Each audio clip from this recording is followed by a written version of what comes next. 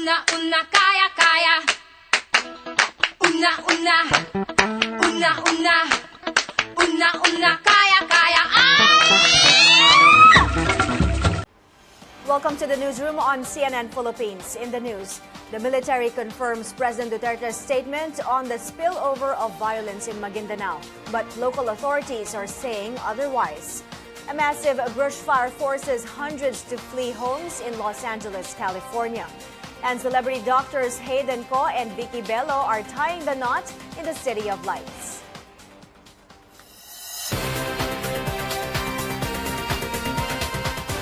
This program is presented by Bank of Commerce, an affiliate of San Miguel Corporation. Good evening, I'm Mai Rodriguez. Thanks for joining us.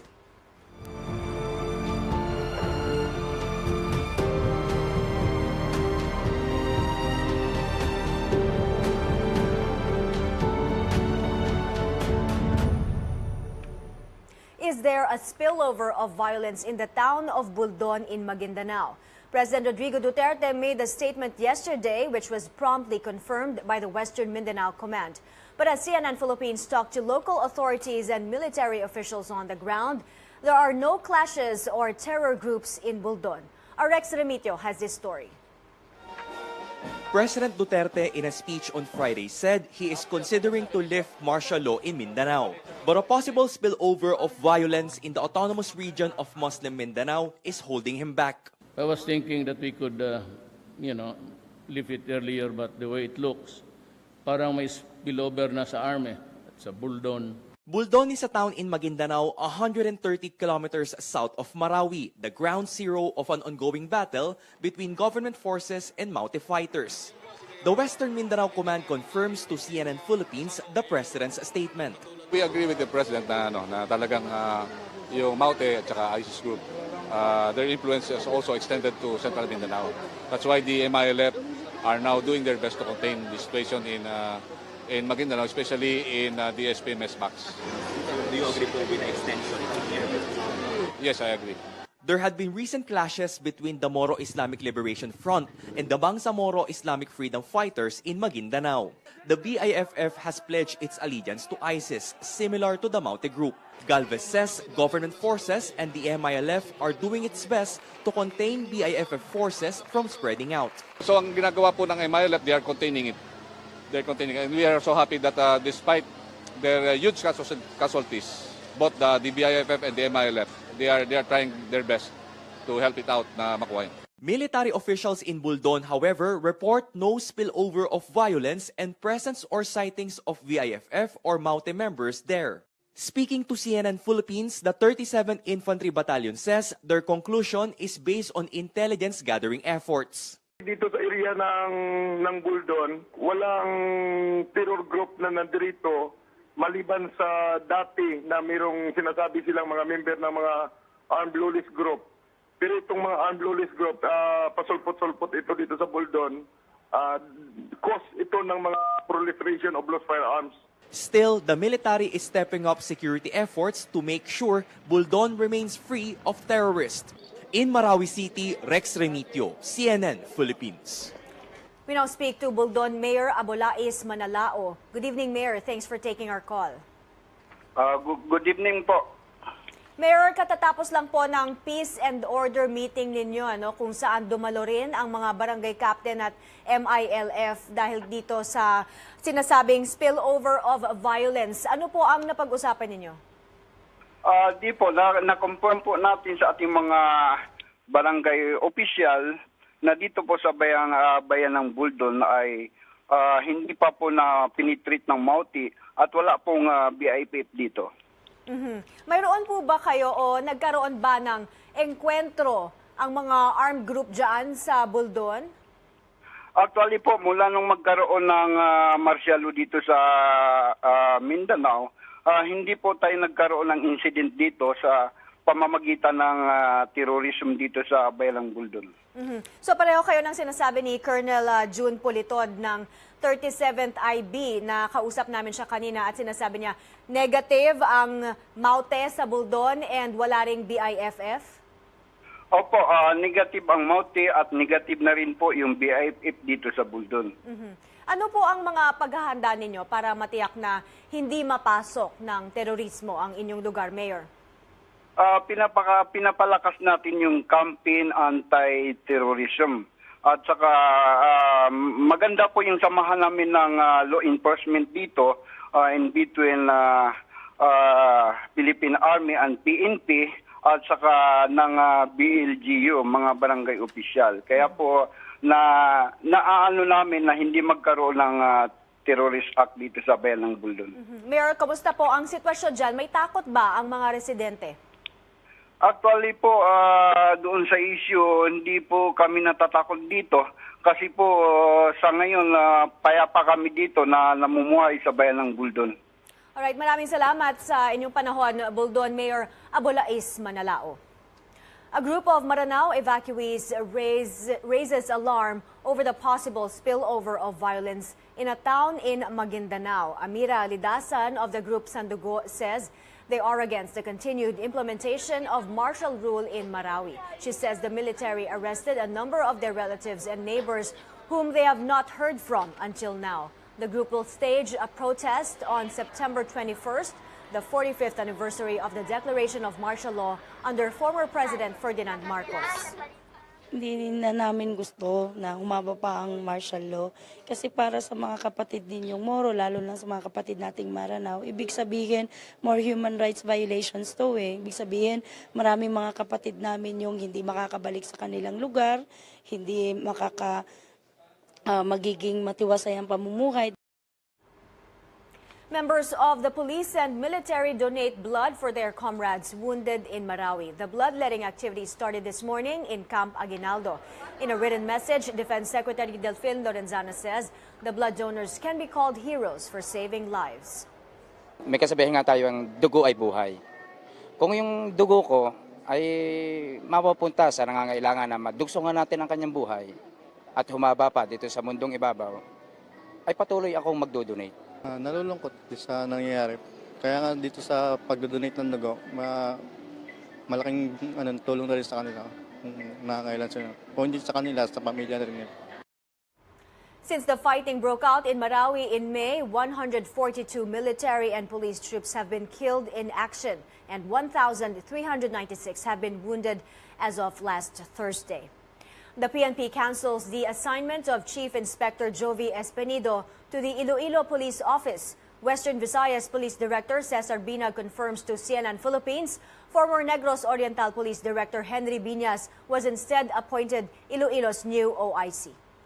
May natanggap kasi kaming document from the national headquarters informing us that number one, the designation of the new city director or acting city director of Iloilo City. And his senior superintendent, Henry Biñas. Ako naman, ang statement ko, klaro naman, na we welcome yung Pro 6, we welcome yung assignment. Malaking maitutulong niya sa amin at lalo na yung kanyang experience. The planned reassignment of Espenido drew controversy because of his previous posts in Albuera, Leyte and Ozami City, whose mayors linked to illegal drugs have been killed.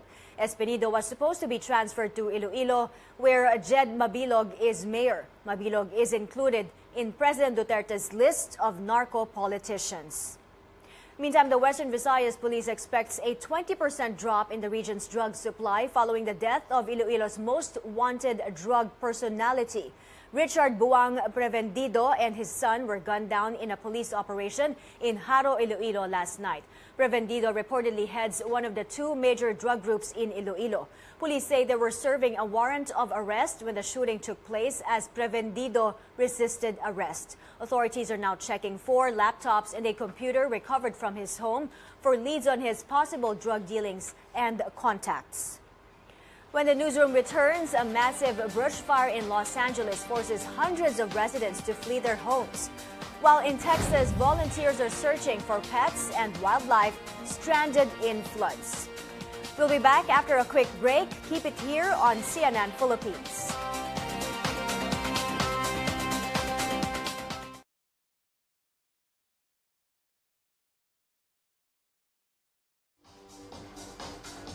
Good evening to our viewers on Facebook. I know marami sa inyo nag-send ng mga messages nila, and continue sending your thoughts on our stories today, especially the top story. Medyo may conflicting reports from the West Mincom and the local authorities on the ground in Maguindanao regarding a supposed spillover of violence in the town of Buldon, or municipality of Buldon in Maguindanao. We'll tell you more about that, and I will be reading some of your messages when I have the time. Now, I'd like to say hello to some of you watching us tonight. William Cartledge, watching from Australia, Ogie Dandan from Cavite, Gina Garcia from Israel, Emeline Fujino from Japan, and Watene Hoana from the USA. Thank you for joining us tonight, and do stay with us until the end of the show.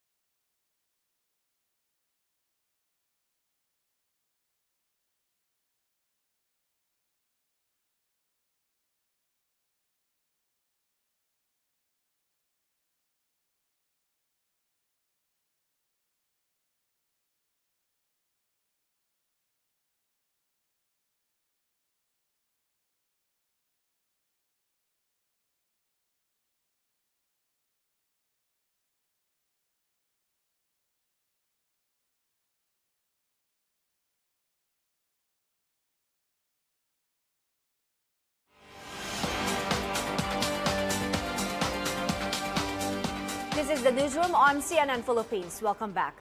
President Rodrigo Duterte takes a swipe at Senator Sonny Trillanes over allegations against his son. During a speech at the founding anniversary celebration of the Eastern Mindanao Command, the president dismissed the senator's accusations that his son, Davao City Vice Mayor Paulo Duterte, and son-in-law Mans Carpio are linked to smuggling and corruption in the Customs Bureau. Here's the president in his own words. Kung may ebidensya, huwag niyong kay Trillanes, kasi basura man talaga lahat yan. Ako yung example. Kita mo naman anong ginawa ng Inquirer pati ABS sa akin. Lahat ng basura tinapon nila. At that time, si Pulong, hindi pa presidente, kasali na doon. So, yan lang ang sabihin ko. That is my guarantee. Pagdating ng panahon na nakita ninyo ako, binubula ko kayo, you are free to advise me to step down. President Duterte again dared critics to show proof that his son is corrupt. He adds a video or audio should back it up. Meantime, Malacanang says there is no need to invite the president's son and son-in-law to the Senate hearing on the 6 billion peso drug shipment in the Bureau of Customs. Customs broker Mark Taguba has cleared the two of any involvement in the Shabu shipment controversy.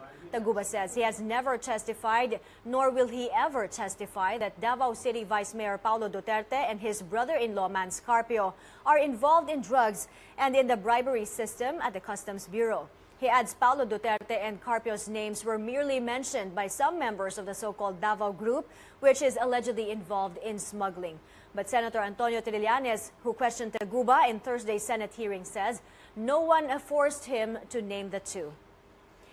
In other news, Uber and Grab have agreed to expand their passengers' insurance coverage. Although there are no details yet, a commuter rights advocate tells us what he thinks should be the bare minimum. JC Gotinga with a story. When you take an Uber or a Grab car, you are covered by insurance and you can claim money should the unfortunate happen. But not all insurance policies are equal, and therein lies the problem. The government requires insurance coverage for all passengers of public utility vehicles, except tricycles. The government's Enhanced Personal Passenger Accident Insurance Program identifies the benefits depending on what the victim suffers in a mishap.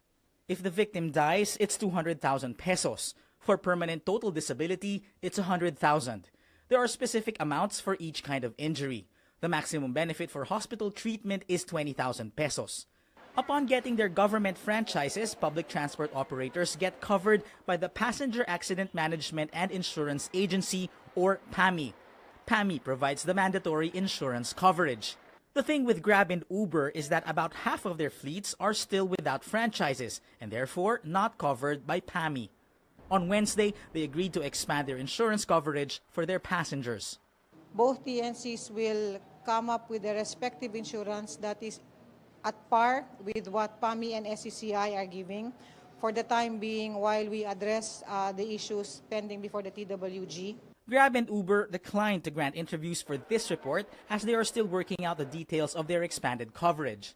But attorney Ariel Inton, founder of Lawyers for Commuter Safety and Protection and former LTFRB board member, lays down what he thinks should be the bare minimum. The amount may be the same, like 200,000 for death, but how about the no-fault indemnity clause? Kasi sa PAMI, kasalanan man ng driver, they pay. Grab's private insurance policy includes that no-fault indemnity clause. That means victim passengers may claim benefits regardless of whose fault the accident was. On the other hand, Uber's insurance policy does not have that clause. Inton hopes that whatever the two companies come up with, the benefits for passengers should exceed or at least match what the government already provides. JC Gotinga, CNN Philippines. Cebu Pacific is adding more trips to some of its international routes. In anticipation of higher demand this holiday season, the budget carrier offers more flight options to and from Japan, Vietnam, and Indonesia starting October 1st. The additional flights are available until March 31st this year or next year. If you're looking for the best exclusive deals for your next out-of-town holiday, this story is for you. The country's largest travel expo kicked off yesterday, and Claire Yao gives us a peek. Before doors opened at the Philippine Travel Mart, a long line of people already snaked outside the venue. Syra Galvez is first up. She's been here since 3 a.m. Doors don't open until 10. For 3 years na kasi parang pinaplan namin talaga pumunta doon. And then ngayon lang sumakto na holiday, wala kaming pasok. Lagi kasi pag seat sale, Friday to Sunday, hindi kami nakakapila kasi yung work namin. Galvez and her friends are dreaming of going to Batanes. But regular round-trip tickets can go as high as 15,000 pesos. She's hoping she can get a better deal here. Nagtatry na rin kami ever since sa online pero mataas din kasi talaga yung rate nila. Galvez is one of 60,000 people expected to attend the Philippine Travel Mart, the largest travel expo in the country. There are more than 300 booths here, from airlines to hotels and travel agencies. All of them trying to outdo each other with the lowest prices and the most freebies. For example, Batanes being offered like a 1,500 pesos one way, whereas for the regular fare will be like 7,000. So Coron will be offering like 900 pesos one way. So iyon ang dahilan kung bakit nakapila ang mga tao. And if you don't know where to go yet, this event will surely give you some ideas. Going around the expo is like going around the country. This booth takes you to Capiz with its shells and seafood. A few steps away, the antique houses of Quezon. And down the hall, Cagayan de Oro, the whitewater rafting capital of the Philippines. And as of now, the most popular in the wish list or the bucket list would be like Batanes, Coron, Boracay is still there, and then you have Bohol, and then Siargao, because these are the destinations that for regular programs, it's quite expensive. The Philippine Travel Mart is swamped with eager customers, and it's just day one. Some booths, especially the airlines, cut off the lines just an hour into the expo. The Philippine Travel Mart runs up to September 3 at the SMX Convention Center. Claire Yao, CNN Philippines. Moving on to news overseas, a fire in Los Angeles forced hundreds to flee about 200 homes Friday night. The brush fire shut down an interstate highway. In just a few hours, the fire burned 2,000 acres in the La Tuna Canyon Park area of the Verdugo Mountains. Over 260 firefighters were working to put down the blaze. No homes were damaged and no injuries were reported as of today. Tech billionaire Michael Dell pledges $36 million to help disaster relief efforts in the wake of Hurricane Harvey. The gift from the Michael and Susan Dell Foundation is the largest single contribution so far aimed at recovery efforts. It also gave $17 million to launch the Rebuild Texas Fund with a goal of raising more than $100 million for immediate relief efforts. The founder of Dell and his wife are both Texas natives. Other corporate giants are making contributions, including a $10 million donation by Verizon and a pledge from Walmart of up to $20 million. Donations to Harvey relief efforts have reached over $140 million. Volunteers are saving stranded pets in Texas. They walked, fed, and cleaned animal cages in the city of Katy. The rescued animals will be moved to nearby shelters or reunited with their owners. Katy isn't the only place where animals are being saved. Crews are also raising to help stranded animals in Brazoria County.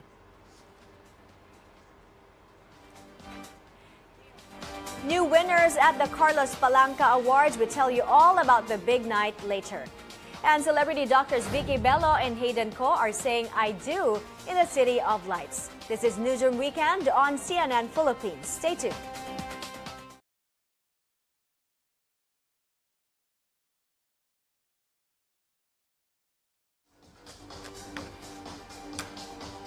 Hi to our viewers on Facebook. More stories coming up, especially the star-studded affair of the wedding in Paris of celebrity doctors Hayden Ko and Vicky Bello. Also, we have news on Lady Gaga, her history in the making concert at Fenway Park in Boston, and also new music coming out from Sam Smith. Now, I'd like to say hi to some of you watching us. Franz Mina joining us, watching us from Germany. Hello to you. Weiler Olares from Qatar, Jack Santiago from Michigan, Michael Roberts from Australia, Marietta Librando from Riyadh, and Janjan Ruwaya from Saudi Arabia. Also, I saw Erica Factor, one of our producers, watching us tonight. Hi, Erica, and my makeup artist, Jeff Bumkas. And thank you for joining us this evening. Do stay tuned until the end of the show. Do send us your thoughts also on the comment section on Facebook Live and tell us where you are watching from.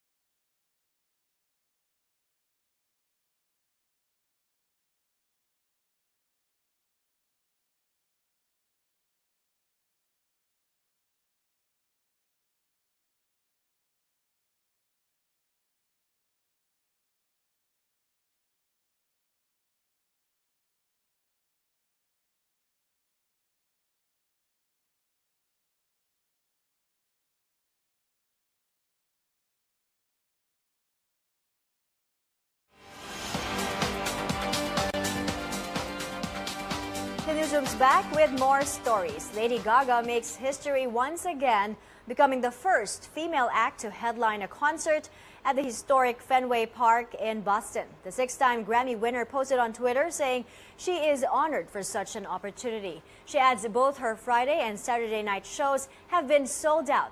Sheryl Crow, Paula Abdul, and Bonnie Raitt have all performed at Fenway, but alongside male acts. Lady Gaga takes the stage at Fenway again Saturday night, Boston time. The long wait is over for fans of Grammy-winning singer Sam Smith. New music is coming soon. Smith confirmed this in a message to fans on Instagram. He thanked them for letting him rest the past year to write music so freely. He adds something is coming very soon and that he has poured his heart and soul into the new record. Based on the photograph he shared on Twitter, it looks like the new song will stream on Spotify September 8th. 51 emerging and veteran writers won the Carlos Palanca Memorial Award for Literature this year for their outstanding works in English, Filipino, and regional languages. Zian Arcangel tells us more. It was a night of glitz and glamour as the Palanca Award celebrated its 67th year with the winners and celebrities. The event's guest of honor, 16-time Palanca awardee Butch Dalisay, was conferred the Gawad Dangal ng Lahi, or the Lifetime Achievement Award. Dalisay was honored for his contributions to the literary scene, including stories, plays, essays, and biographies. One of the big winners this year was 33-year-old screenwriter Dustin Celestino, who won the first prize for his entries in the full-length play category in both English and Filipino. As a first-time Palanca awardee, Celestino says he was surprised to win the top prize twice. I was hoping to win 1/3, and then I got a call na I won like 2. So it's very overwhelming, and I'm very grateful. His entry, The Story of This Father, is a musical on extrajudicial killings. Yung mga EJKs and stuff. So it really made a mark on my psyche. So I wanted to put it out there and what I thought what I could do about it. University of the Philippines Professor Rolando Tolentino, a judge in the Filipino category of the full-length play, says the entries of winners like Celestino stood out because of their fresh take on timely themes. Ito yung innovativeness, which means that hindi pa ito nakita natin traditionally sa Philippine theater. At ikalawa din, ito din ang mga plays that talk about Filipino identity in very interesting ways na hindi pa rin explore very much in the history of our theater. Celestino already has his eyes set on joining the Palanca next year. And to writers aspiring to improve their craft, he gives this advice. I mean, if you're not rewriting, you're not writing, because it's all about revision. You may think that your first draft is good. I'm telling you now, you don't know how much better you can be unless you're revising. Cian Arcangel, CNN Philippines. Now, the wedding of celebrity doctors Vicky Bello and Hayden Ko is turning out to be a star-studded affair. The two are set to get married today in the City of Lights, Paris.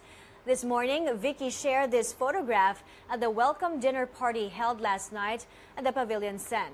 The caption reads, quote, "I think I'm telling Hayden I'm a little bit nervous, and he assured me everything will be fine. Today, we finally start another journey in our relationship." Their celebrity friends are also sharing photos on Instagram using the hashtag #EcoAndMyBeloved. Jinky Pacquiao posted a photo with Vicky and Marian Rivera and daughter Zia, who's one of the Flower Girls. Singers Augie Alcacid and Regine Velasquez are there too. Their son Nate is the ring bearer. Tim Yap was a host of last night's dinner party.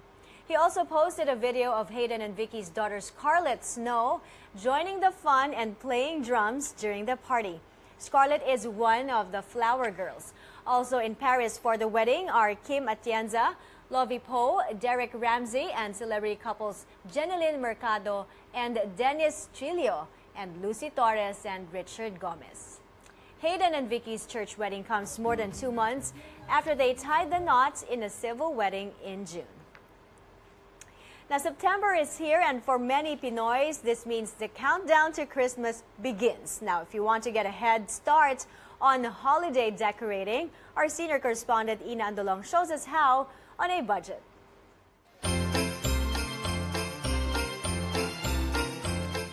It is said that the Philippines has the longest Christmas season. Now that we're officially in the Burr months, as Christmas spirit is kicking in for many Filipinos. For those looking for Christmas items and decors to spruce up their homes, the Pitan here in Manila is a go-to.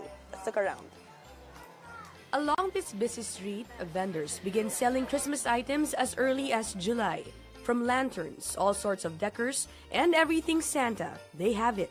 Most of the visitors are bargain hunters. Apart from serving early shoppers, the stalls also cater to wholesale buyers who resell the items in the provinces. Kasi mga customer kasi namin sa probinsya, maaga sila naghahanap. Para po, pagdating po siguro ng September, para yun, meron na rin silang items din sa kanila.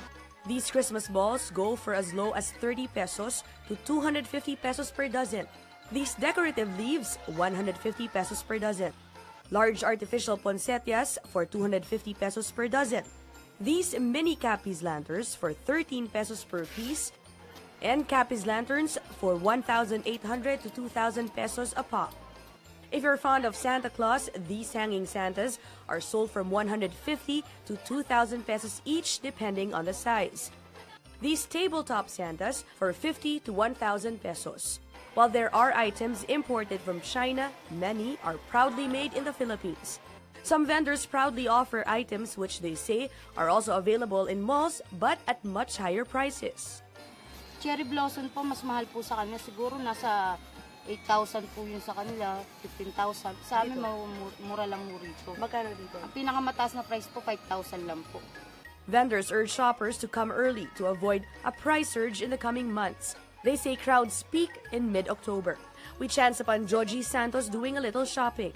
Para makuha ko yung mga gusto ko kasi pagka malapit na mag-Christmas, marami ng tao talaga dito. Talagang maraming tao. Kaya na-experience ko yan. Last year, maraming tao. Na-late kami ng pamimili. Ang daming tao. Agawan. The Christmas season comes early for Filipinos, and many are beginning early as well to decorate their homes, perhaps in the spirit of Thanksgiving for the remaining months of the year. Ina Andolong, CNN Philippines. That's what's happening in the newsroom this Saturday.